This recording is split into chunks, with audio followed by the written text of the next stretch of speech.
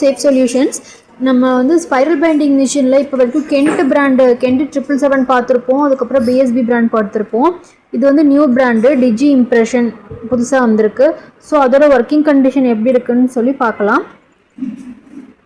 So இதுதான் வந்து டிஜி impression brand.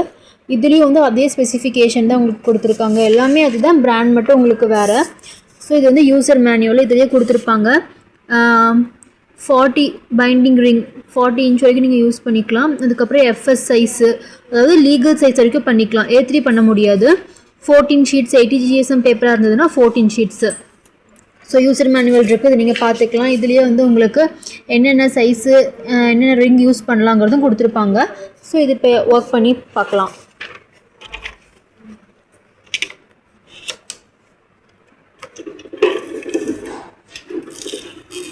இதுவுமே உங்களுக்கு ப்ரெஸ் பண்ணுறக்கும் இது வந்து நல்லாயிருக்கு. கெண்ட் மாதிரியே தான் இதுவும் இருக்குது.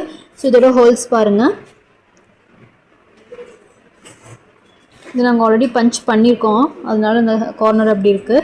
ஸோ இதுவுமே உங்களுக்கு நல்லா இருக்குது. ஸோ டிஜி இம்ப்ரெஷன் பிராண்டுமே நம்மக்கிட்ட அவைலபிள் இருக்குது. நீட் இருந்ததுன்னா ஸ்க்ரீனில் தெரிய நம்பருக்கு கால் பண்ணி ஆர்டர் ப்ளேஸ் பண்ணிக்கோங்க. தேங்க்யூ.